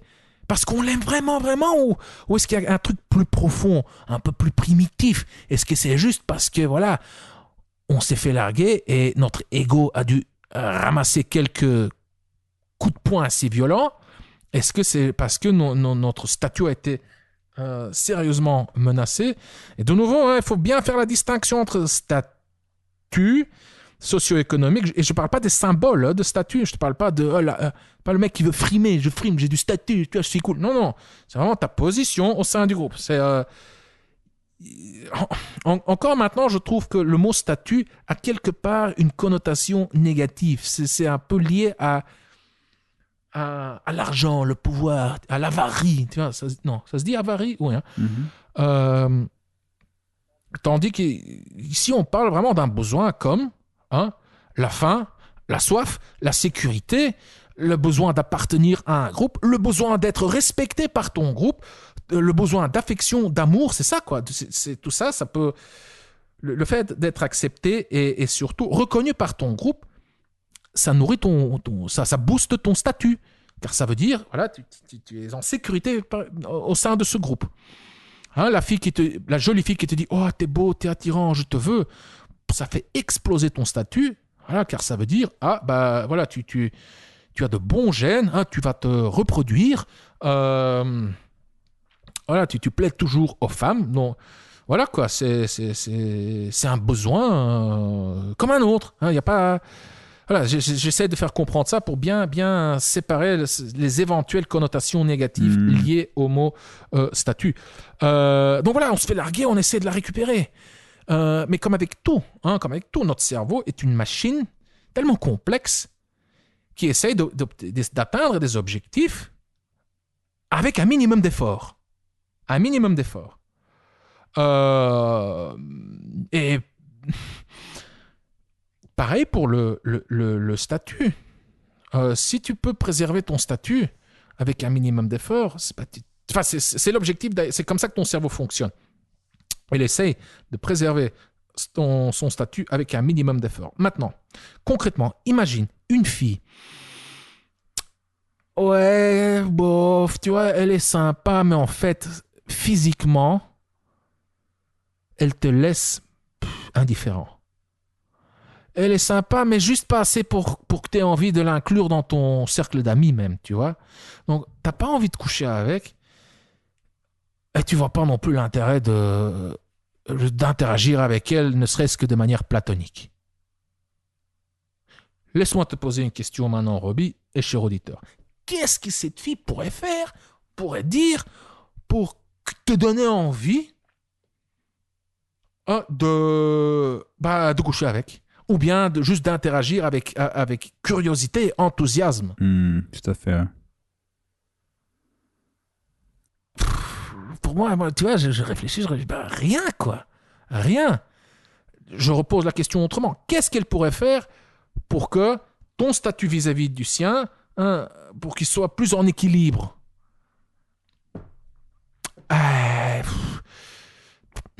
Tu vois, pour moi, il n'y a rien. Je ne trouve pas de réponse. Ouais, mais c'est exactement ce que la fille se dit aussi. Hein, donc... ouais, c'est ça. C'est ça. Pourquoi est-ce qu'elle laisserait... Donc, si toi, à tes yeux, tu as un statut inférieur, pourquoi est-ce qu'à ses yeux, elle te laisserait booster ton statut, ou elle laisserait son statut, elle, diminuer? Ça n'a pas de sens. Donc, si ton statut devait monter, ça veut dire que par rapport au sien, le sien diminue. Et quand je dis que c'est super intéressant et que ça vaut pour tout le monde, dans tous les contextes sociaux et pas que dans le contexte amoureux. Imagine, tu vas chez le médecin et le médecin se comporte avec toi comme un égal, comme ton pote, quoi. C'est comme si parfois, pour que certaines relations fonctionnent, on a besoin d'un déséquilibre. Avec le médecin, par exemple, on a besoin qu'il soit au-dessus de nous. Il a besoin d'avoir une certaine autorité sur nous, sinon on ne lui fait pas confiance, on ne le croit pas. Et alors, il y aura probablement l'effet placebo qui ne va pas fonctionner. Tu vois, car c'est juste, je ne fais pas confiance, quoi. Hein, voilà pourquoi je devrais lui faire confiance. Je peux tout aussi bien parler à mon pote qu'avec le médecin, puisqu'ils sont au même pied d'égalité. Je parle ici de statut, hein. Je ne parle pas de justice, hein, mais de statut. Donc là aussi, il faut faire la distinction. Je ne dis pas que l'un est moralement supérieur à l'autre, que l'un a plus de droits que l'autre et que l'autre est un être inférieur. On est tous égaux, ça c'est clair. Hein, mais je parle ici de l'image de l'échelle qu'on a dans notre tête, l'image qu'on a dans notre tête, où on se place les gens sur cette échelle. Imagine que tu te comportes un peu de manière, que tu résistes à l'autorité de ton médecin. Comment est-ce qu'il va réagir? Avec irritation, avec impatience, peut-être même avec du mépris. Comment expliquer ça? C'est son cerveau qui essaie de préserver son statut et toi, tu essaies de booster ton statut au détriment du sien. Il y a constamment... C'est constamment présent. C'est juste comme ça que notre cerveau fonctionne. Donc, elle vient de rencontrer un mec pour qui elle se dit « Ouais, bof. » Si elle a plein d'autres options, hein, si elle devait te donner une chance, ça veut dire quelque part, ça veut quelque part dire pour elle que voilà, je baisse mon statut, je baisse mes standards, mais pourquoi? Pourquoi? Ça va être accompagné de stress. Et c'est notre cerveau qui nous fait comprendre avec ce stress dans un contexte social, hein, le stress dans un contexte social, que attention, ton statut est menacé. Tu es en train de descendre sur l'échelle sociale. Voilà, c'est l'équivalent de perdre une discussion avec un pote, surtout en groupe. Ça fait d'autant plus mal car tu es humilié publiquement si tu perds en groupe. Donc voilà, c'est exactement ces mêmes mécanismes qui jouent. Donc, un maximum de statut avec un minimum d'effort. Elle a gagné le rapport de force. Son statut est supérieur au tien. Tu le sens. Chez toi, ça pique. Toi, tu veux rétablir la balance. Tu veux booster ton statut qui soit à son niveau à elle. Ou parfois même, tu ressens une vengeance et tu veux même te situer au-dessus d'elle. Elle a hate fucké. Salope, tiens. Tu vas me donner une chance, hein? Tiens, ra. Parfois, on s'imagine ça. Hein, on va pas se mentir. On a ces pensées noires, toxiques et méchantes, hein, de vengeance Ce qui veut bien entendu pas dire qu'on va les réaliser, hein, c'est évident. Mais voilà, ça veut dire ça, quoi. Donc, pour moi, nouveau, ça... Quelque part, ça confirme que c'est difficile, que c'est compliqué, que c'est nager à contre-courant. Mais essayer de rétablir la balance, c'est nager à contre-courant. Hein. Mais, ça ne nous empêche pas de quand même nous poser la question, quand est-ce qu'on peut rééquilibrer la balance et faire en sorte qu'elle nous court après? Car, allez, Roby, allez, cher auditeur, on est combien sur cette planète? 7 milliards, 7 milliards et demi, 8 milliards, hein, on baisse comme des lapins, on est de plus en plus, donc ça veut dire que, on est de plus en plus nombreux, donc il doit y avoir quand même eu un paye, hein, comme on dit à Bruxelles, quelque part, un bonhomme qui a réussi à rééquilibrer la balance, mieux encore, qui a réussi à faire pencher la balance en sa faveur et à faire en sorte qu'elle lui court après. Ça me semble quand même pas impossible. Hein? Il y a toujours des exceptions. Les hommes sont plus forts que les femmes physiquement, en moyenne. On est tous d'accord, c'est biologique, mais ça ne veut pas dire pour autant qu'il y a des femmes qui sont... Voilà, tu peux trouver des millions de femmes qui sont plus fortes que moi ou que toi. Voilà. Donc, c'est pas parce qu'en général, on ne peut pas rééquilibrer la balance que c'est entièrement impossible. Hein. Et ça doit exister quelque part. Hein, quelqu'un doit l'avoir vécu. Cher auditeur, si tu as vécu ça, partage avec nous ton histoire dans les commentaires. Hein. Si tu as vécu une histoire dans laquelle au départ, tu te situais en bas de l'échelle et puis tu as réussi à faire pencher la balance en ta faveur et à faire en sorte qu'elle te court après, partage cette histoire avec nous, s'il te plaît. Comme ça, on apprend. Alors, je vais formuler ici quelques idées, quelques hypothèses et quelques observations. 3. Donc, quand est-ce qu'on peut rééquilibrer la balance et faire en sorte qu'elle nous court après? Déjà, au départ, si le déséquilibre est petit, hein, si tu hésites, si elle hésite aussi. Donc, si vous avez tous les deux plus ou moins la même valeur à vos yeux, et à ce moment-là, hein, les petits jeux de pouvoir, on peut dire que ce sont en fait des futilités, hein, ou ça fait juste partie de la parade nuptiale. Ça dépend du degré aussi des jeux de pouvoir. Ça dépend, est-ce que ce sont juste des taquineries? Est-ce que c'est juste une façon un peu de tâter le terrain et de prolonger l'interaction pour gagner un peu en confiance, tu vois, pour installer un petit peu plus de confiance et de confort. Voilà, donc on peut rééquilibrer la balance si au départ elle est déjà relativement équilibrée, hein, si l'équilibre est petit. Ensuite, deuxième cas de figure, c'est quand vous êtes en couple depuis des années, depuis longtemps, tu vois, et que l'état amoureux a commencé à se dissiper ou qu'il s'est déjà dissipé. Ça me fait penser au même pote. Hein. Souviens-toi au début, hein, il a couru après cette fille. Et c'est l'histoire où il a chié sur le balcon. Mais quand je dis qu'il a chié sur le balcon, il avait littéralement fait caca sur le balcon. Hein, tellement il était bourré, donc il y avait de la merde sur le balcon. Hein, et bref, ce même mec, récemment, c'est un de mes meilleurs potes, on discute souvent. Hein, et il a c'est une autre anecdote dans laquelle j'ai parlé dans un autre podcast où il a réussi à conquérir une fille. Et ils sont en couple depuis quelque temps déjà. Mais au départ, c'est clair que la balance penchait en sa défaveur à lui. Il était needy, il était amoureux, il la voulait absolument. Il a réussi à l'avoir, mais bon, maintenant, ça fait quoi? Ça fait déjà plus d'un an et demi, 2 ans même, je sais pas, le temps passe tellement vite. Qui sont en couple et il n'est plus amoureux. Et je sens chez lui que... Enfin, oui, je l'entends. J'entends la monotonie, la lassitude dans sa voix. Hein, il y a sa bite qui dit allez, de la bouffe, je veux bouffer, je veux de la variation. Hein, j'en ai marre de manger des pâtes tous les jours. Maintenant, je veux de la pizza, du steak. Hein, je veux varier. je pense que ça, c'est un cas de figure dans lequel aussi on peut... Ou plutôt le rééquilibre, hein, ou le rééquilibrage, je ne sais pas si ça se dit, se fait naturellement.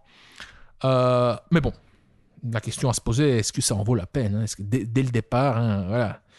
Car quand on souffre vis-à-vis d'une femme, on a souvent la vision à court terme. On la veut maintenant, ça fait mal maintenant. Tu viens d'être largué il y a 2-3 jours ou quoi, ou une semaine, ou bien ça fait 1, 2, 3 semaines qu'elle est moins intéressée. C'est vrai, hein, tu ne te projettes pas dans le futur. Si je te dis, écoute, dans 1 an, ça ira mieux, dans 2 ans, ça ira mieux, oui, tu l'entends, tu comprends mes paroles au niveau rationnel, mais ça ne te fait ni chaud ni froid. Hein. Tu te dis juste, je m'en tape, je veux que ce soit réglé maintenant. Et la troisième option, c'est... oui, la troisième façon de rééquilibrer la balance, c'est si ta valeur sur le marché de l'amour explose à court terme. Mais c'est un truc quasi... ouais, c'est rare, voire impossible. Voici quelques exemples. Imagine l'adolescent qui a un pic de croissance. Il y a 6 mois, ouais, c'était encore un enfant, avec un petit zizi, tu vois, et une petite voix toute fine, tout fin, tout maigre. Et 6 mois, un an après, il s'est mis à faire de la muscu, il a eu son pic de croissance, il a eu la voix grave, hein, il a maintenant un grand zizi avec des poils et tout. Et à ce moment-là, hein, pour les filles de plus ou moins son âge, c'est clair qu'il va avoir marqué beaucoup de points en peu de temps. Mais tu vois, on peut ici parler carrément d'une métamorphose. Hein. Pour un adulte, c'est difficile. Sauf si on parle du mec qui est en surpoids, hein, qui se met à faire du sport et qui en 6 mois ou 1 an perd, je sais pas moi, 20, 30 kilos, 50 kilos, ça dépend de son état de départ, hein, de son poids de départ. Ou bien le mec paumé, hein, qui devient riche, c'est pas moi, hein, il devient millionnaire, il gagne le loto, il commence à s'intéresser en crypto et il a un coup de chance, il fait un fois 1000, tu vois. Ouais, car attention, hein, l'argent, c'est clair que ça aide, mais ici en Occident, il faut que la différence soit vraiment énorme pour qu'elle fasse... pour qu'elle ait un impact sur ton succès auprès des femmes. Hein, donc, si tu es ingénieur et tu as un salaire, je sais pas moi, disons, allez, 3 000 nets par mois, au pif comme ça, je sais pas, et tu passes de 3 000 à 5 000 ou à 6 000, ça va juste rien changer, tu vois. Rien. Oui, indirectement peut-être, car tu auras ton petit boost de confiance en toi, mais si tu chies dans ton froc pour rencontrer des femmes, si tu es toujours aussi maladroit, et voilà, et si à cause de ton augmentation, tu t'es payé une chemise à 200 € au lieu d'une chemise à 50 €, rien, ça va juste rien changer. Donc voilà, pour que la différence pour que l'impact de ton statut soit tangible sur ton succès auprès des femmes, il faut que ce boost de statut soit vraiment, soit immense. Donc, mais c'est possible, Tu deviennes millionnaire, quoi, presque. C'est possible. Oui, c'est possible d'ailleurs. La gym, c'est possible, l'habillement, l'amélioration peut vraiment se faire sur quelques mois et tu peux vraiment voir des différences notables. Hein. Donc c'est loin d'être une impossibilité. Hein. Je dirais même c'est la chose la plus, entre guillemets, simple et rapide. Écoute, ici, on peut parler de rééquilibrer la balance, hein, et de faire en sorte qu'elle te court après. Encore une fois, si le déséquilibre est petit, si vous êtes en couple depuis des années, ou bien si ta VMA explose à court terme, donc tu parles de 6 mois, ouais. Ouais, ok, cette fille n'est pas intéressée et tu fais cette transformation de 6 mois. Est-ce qu'après ça, elle sera intéressée? Non, pas forcément. Ça nous ramène au premier point, hein, qui est le déséquilibre qui doit être petit. Donc ça va dépendre du degré de déséquilibre. Donc effectivement, tu as raison, il faut donner un peu... Enfin, je veux pas être trop cynique, hein, être trop pessimiste et... c'est bien de donner de l'espoir à nos auditeurs, mais je préfère rester réaliste et ne pas leur donner de faux espoirs. Hein. C'est possible, mais c'est difficile. Et quand tu regardes juste le nombre de mecs qui réussissent, statistiquement, c'est peu probable que tu réussisses. Hein. Cher auditeur, on va pas se mentir. Hein. Si t'es un loser, tu vas le rester. Hein. Enfin, désolé, je veux pas sonner prétentieux, ça vaut pour moi aussi. Hein. Écoute, voilà, Consti, tu t'aimes bien croire que t'es différent, mais regarde les autres. Hein. Où est-ce que tu te situes par rapport aux autres? Bah voilà. Pourquoi est-ce que tu devrais te situer au-dessus des autres d'ici 6 mois, 1 an, 5 ans? Pourquoi? Qu'est-ce que tu fais de différent? Si tu fais rien de différent, tu peux regarder ta tronche dans le miroir et te dire « Oh, t'es beau, t'es intelligent et tout ça », mais probablement que, voilà, qu'il n'y a rien qui va changer. Ouais. Donc oui, la solution que tu donnes, Roby, moi je dirais que c'est plutôt une des solutions à long terme. Hein, c'est tu travailles ta VMA, ta valeur sur le marché de l'amour. Et c'est ce qu'on fait tous d'ailleurs, c'est quand tu regardes les hommes en général. Hein, tu connais la chanson je pense, de James Brown, non? C'est ça, This is a man's world. Où il parle de... j'ai oublié un peu les lyrics. Hein. Les paroles, ouais. Donc il chante, c'est qui construit les trains, c'est qui construit les routes et tout ça. C'est les hommes qui bossent juste pour que les femmes... juste pour For a woman or a girl. Des chansons magnifiques. C'est ça, hein? Donc nous les hommes on grimpe l'échelle sociale pour signaler aux femmes que regardez, je suis travailleur, je suis en bonne santé, je suis fit, hein? Fit dans le sens où j'ai une bonne génétique, pour qu'elles disent ah oui, avec toi je veux bien m'accoupler. Donc au final c'est ce qu'on fait tous, hein? Mais de manière inconsciente, mais quand tu en es conscient, quand tu sais de quoi est constituée ta valeur sur le marché de l'amour, si tu sais identifier tes points forts et tes points faibles, alors tu sais faire des investissements de manière plus efficace. Et ta valeur sur le marché de l'amour est constituée de 4 éléments. Ton apparence, dans le sens large du terme, hein, donc c'est ton apparence, quoi. Qu'est-ce qu'on voit, hein, qu'est-ce qu'on voit? Donc c'est ta taille, c'est ta coupe de cheveux, c'est ta masse musculaire, ta graisse, c'est ton âge, c'est tout l'aspect physique, y compris les vêtements. Et donc les vêtements sont déjà un indicateur de ton statut. Bref, mais si je digresse déjà, hein, je commence à approfondir un des éléments de la VMA qui est donc ton apparence, c'est le premier élément. Le deuxième élément de la VMA, c'est ton statut. Et ici, on peut utiliser le statut dans les 3 sens du terme. Hein. Statut socio-économique, ton statut au niveau du groupe et ton statut vis-à-vis d'elle. Donc, 1, apparence, 2, statut, 3.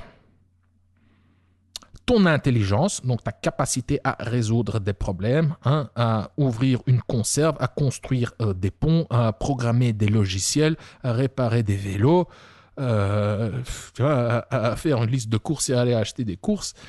Ça, c'est ton intelligence.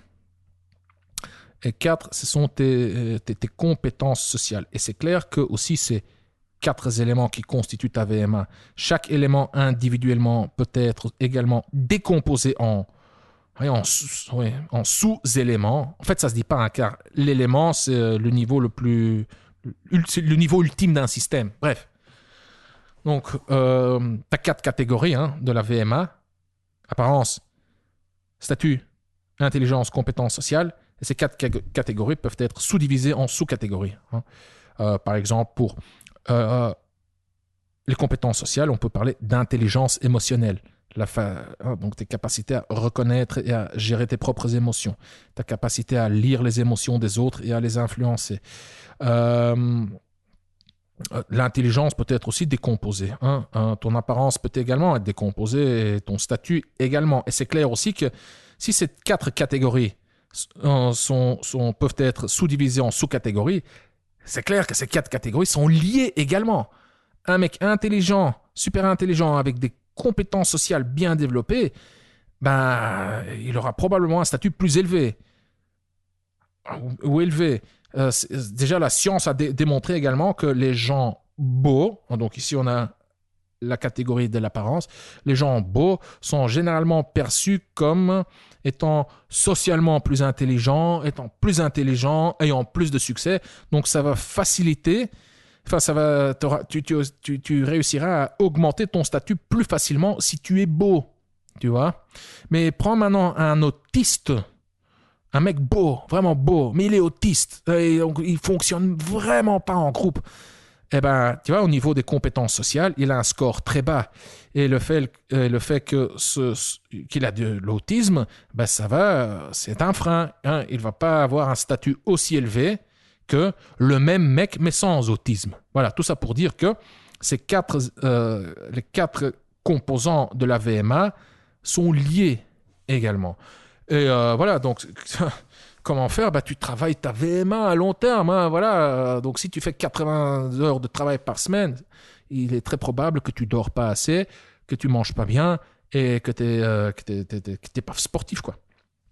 Donc, c'est clair que voilà, là, tu te dis, ah, ok, intelligence, ok, ouais, ça va, hein, mon score est ok. Statut, ouais, probablement que mon score est suffisamment élevé, mais au niveau de l'apparence, il y a du travail à faire. Peut-être aussi au niveau des compétences sociales, car un mec qui travaille 80 heures par semaine, je pense pas qu'il accumule les rendez-vous, tu vois. Parce que la séduction, ça s'apprend, quoi. Ça s'apprend. Voilà. Donc tu bosses ta VMA. Deuxième point, donc à long terme, hein, tu développes ton système de drague. Et quand on l'a mentionné déjà dans le podcast, Robbie en a parlé. Ton système de drague, c'est quoi?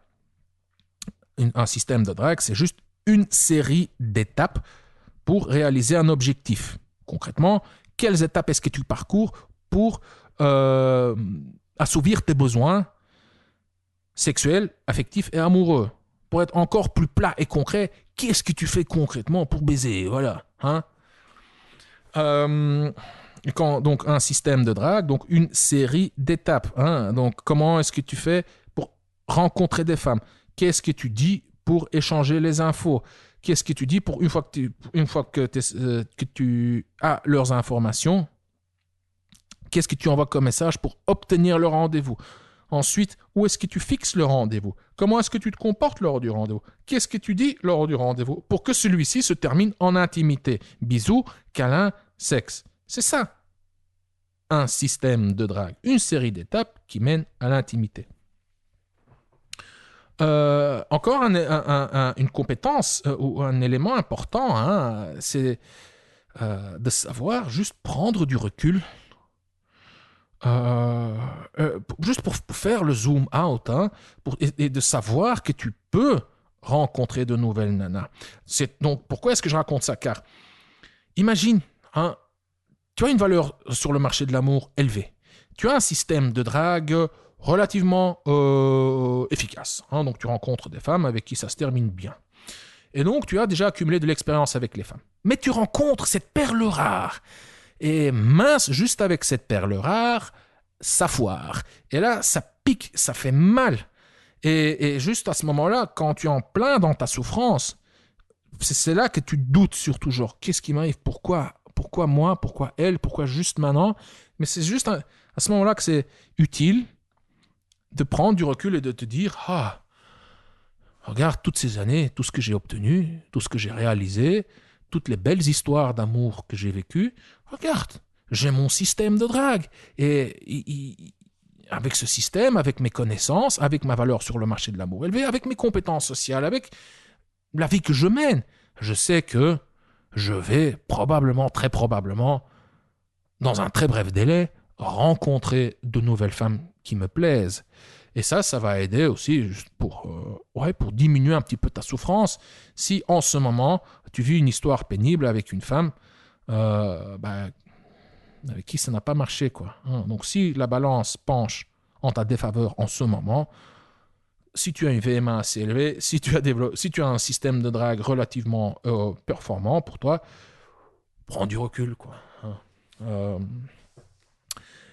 Et aussi un élément, je l'ai noté ici, mais je ne sais plus du tout pourquoi je l'ai noté, c'est de développer tes compétences relationnelles. Hein. Ce que je veux dire par là, c'est savoir Ouais, gérer tes relations amoureuses, quoi, faire en sorte qu'elles durent. Hein. C'est d'autant plus intéressant quand tu as des relations multiples. Et oui, ça aussi, ça va juste augmenter ta confiance en toi. Hein. Tu vas avoir plus de certitude. Hein. Donc, si tu en perds une, si ça se devait se terminer, tu sais que voilà, tu es capable de faire des rencontres, de devenir intime et de développer des relations. Voilà. Bon. Je fais le tour, Robbie. Je ne sais pas si tu as encore des choses à dire. Ouais, non, c'était la... Si je t'ai pas endormi Non, entièrement. non, c'était la promotion, là. Hein. Comment ça, c'était la promotion Je de te quoi? taquine, je te taquine. Non, c'était bien, parfait, rien à dire. Tu me taquines, ouais, c'est ça, t'étais en train de dormir, c'est ça? Non, pas encore, il est que 23h, donc ça va, j'ai encore de la marge. Ah, ok. Non, est-ce que tu aimerais rajouter, plutôt qu'est-ce que tu aimerais rajouter à ceci, mon cher Robbie? Non, c'est tout. Bah, je pense qu'on a déjà pas mal fait le tour, hein, avec 1h40 ici. Donc voilà, on va... On est déjà à Ouais, 1h40, allez, waouh, on est déjà à 1h40. Donc... horrible. Et je me suis dit, aujourd'hui, je fais court, hein, je prends des... Ouais. J'ai trouvé le secret, hein, je dois faire encore plus de notes, car moi, je fais de notes, plus ça part en live chez moi. Ouais. Non, ok. Ouais, ok, on fait une petite promo alors. Hein. D'abord, je vais parler de ton livre à toi, Robbie, qui s'intitule La séduire ou l'oublier. Ça fait longtemps qu'on n'en a pas parlé. Cher auditeur, donc si en ce moment, tu es en train de fréquenter une femme avec qui, vis-à-vis de qui tu ressens de l'incertitude, tu sais pas trop où tu en es. Elle te plaît, mais tu n'es pas sûr de son intérêt pour toi. Donc, tu as interagi avec une femme qui te plaît et tu te demandes, qu'est-ce que je fais maintenant? Quelle est l'étape suivante? Si tu te trouves dans cette situation, je t'invite à jeter un coup d'œil au petit livre de Robbie intitulé La séduire ou l'oublier. Tu trouveras le lien dans la description. Et pour résumer, dans La séduire ou l'oublier, tu apprendras mot pour mot, littéralement mot pour mot, hein, avec un petit script entre guillemets, un petit système, une méthode, je ne sais pas comment le nommer. Donc tu découvriras le niveau d'intérêt de cette femme, car ça c'est la première étape. Hein. Donc quelle est l'étape suivante? C'est avoir un degré de certitude relativement élevé sur l'intérêt de cette femme. Hein. Est-ce qu'elle est intéressée ou pas? Et une fois que tu as ça, c'est de concrétiser, de transformer ce niveau d'intérêt en rendez-vous intime avec elle. Mais bon, la deuxième condition. Pour obtenir le rendez-vous, elle doit être un minimum intéressée, bien entendu. Hein, donc, s'il n'est pas du tout intéressé, tu ne vas pas obtenir de rendez-vous. Donc, c'est ça. Tu sauras quoi dire mot pour jauger son niveau d'intérêt. Si celui-ci si elle est un minimum intéressée, tu apprendras comment transformer cet intérêt en rendez-vous. Et tout ça, oui, de manière élégante, fluide. C'est assez rusé comme méthode. Et en appliquant cette méthode aussi, tu te protèges quelque part. Tu protèges ton ego, car elle ne va pas te rejeter toi explicitement. Hein. Tu auras suffisamment d'infos sur son niveau d'intérêt sans qu'elle te rejette ouvertement. Donc on peut même dire que voilà, tu ne te feras pas rejeter. Mais tu auras des infos suffisantes sur son niveau d'intérêt. Donc voilà, ça c'est la séduire ou l'oublier. Clique sur le lien se trouvant dans la description. Ah oui, 2 détails. 1, la séduire ou l'oublier ne coûte que 7 €. Donc je sais même plus, 7 ou 9. Enfin, le prix est tellement bas qu'on s'en fout même du prix. Et en plus, tu reçois une garantie satisfait ou remboursée de 60 jours. Ouais, et il existe en 2 formats. En format e-book et en format audio, le MP3, l'audiobook, on va dire. Et voilà, comme ça, tu consommes le format qui te convient, enfin que tu préfères.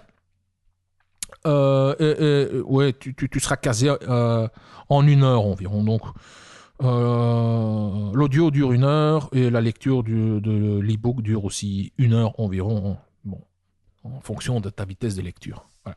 Ça, c'est le premier produit de Robbie. Le deuxième, c'est le script, le fameux script.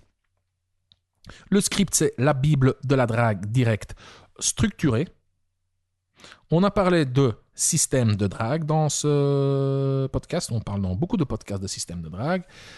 Si tu n'as pas développé de système de drague, voilà, ton problème est résolu. Hein. Tu jettes un coup d'œil au script et tu auras un système de drague hyper performant.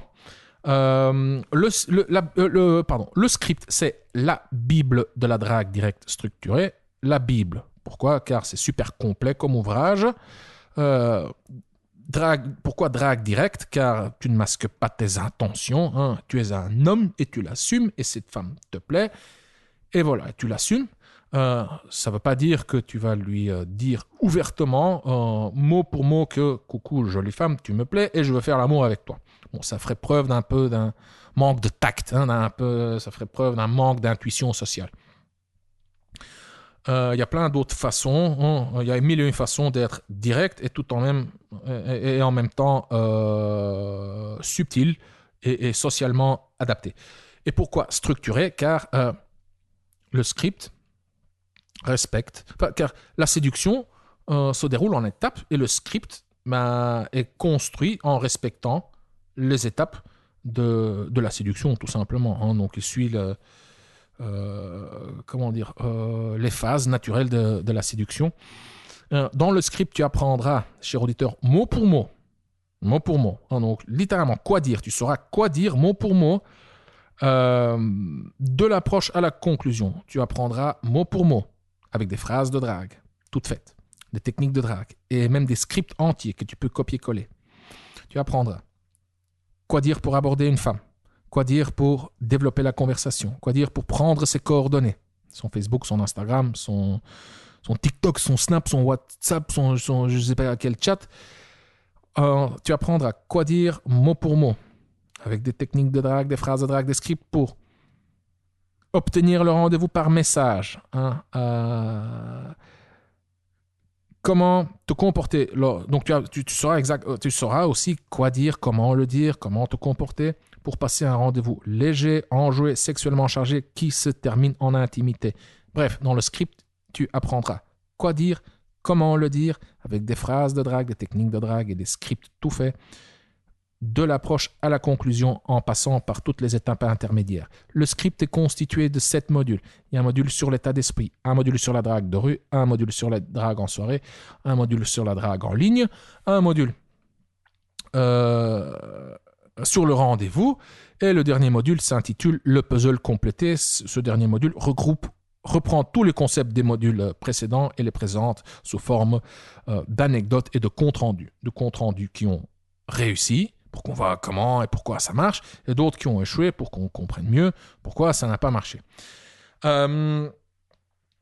Si tu es intéressé par le script, clique sur le lien se trouvant dans la description et tu seras redirigé vers la page de présentation. Là, tu trouveras beaucoup plus d'informations. Hein. Enfin, tu auras plus des infos en détail. Je veux préciser que le script a été mis à jour. Hein. Donc, avant, il comptait 12 heures, je pense, et maintenant, il en fait 26. Tu as rajouté, Robbie, 28 vidéos dans le module sur la drague en ligne. 28 vidéos de conversation analysées en détail. Donc, il y a les phrases de drague, les phrases de transition, il y a les phrases de conclusion par phrase il y a les phrases d'approche. Donc, pour comment lancer des conversations, les phrases de transition. Hein, donc, après l'approche, surtout en ligne, hein, les filles souvent réagissent de manière tiède, hein, avec un hi-hi, lol, smiley ou des réponses courtes. Donc, par phrase de transition, je veux dire des phrases qui pour développer la conversation. Et les phrases de conclusion, sont des phrases pour obtenir et concrétiser le rendez-vous. Hein, car j'espère que c'est ton but, hein, de passer du virtuel au réel. Le module sur la drague en ligne contient également une boîte à outils. Maintenant, après cette mise à jour, une boîte à outils, c'est un document qui contient les phrases de drague principales, les phrases d'approche, les phrases de transition et les phrases de conclusion. Donc, tu as des phrases pour plein de scénarios différents. Tu apprendras également comment filtrer les filles qui sont intéressées par du sexe rapide, comment les aborder, comment développer la conversation, comment proposer le rendez-vous. Et parfois, ça peut aller hyper vite, en quelques messages seulement. Ouais, enfin, j'ai encore plein de trucs à dire, mais bon, le truc commence à faire déjà 2 heures, si je sais pas. 2 heures, ouais, presque. Ouais. Effectivement, ouais. Ouais, j'ai envie de faire la promo. Mais bon, cher auditeur, écoute, clique sur le lien dans la description et je te dis, tu seras pas déçu. Si maintenant la taille du script te fait peur, parce que de nouveau, je te dis, ça compte 26 heures de contenu. Il y a des audios, il y a des vidéos, il y a des PDF. Ça ne se lit pas comme un roman, bien que la lecture est super agréable.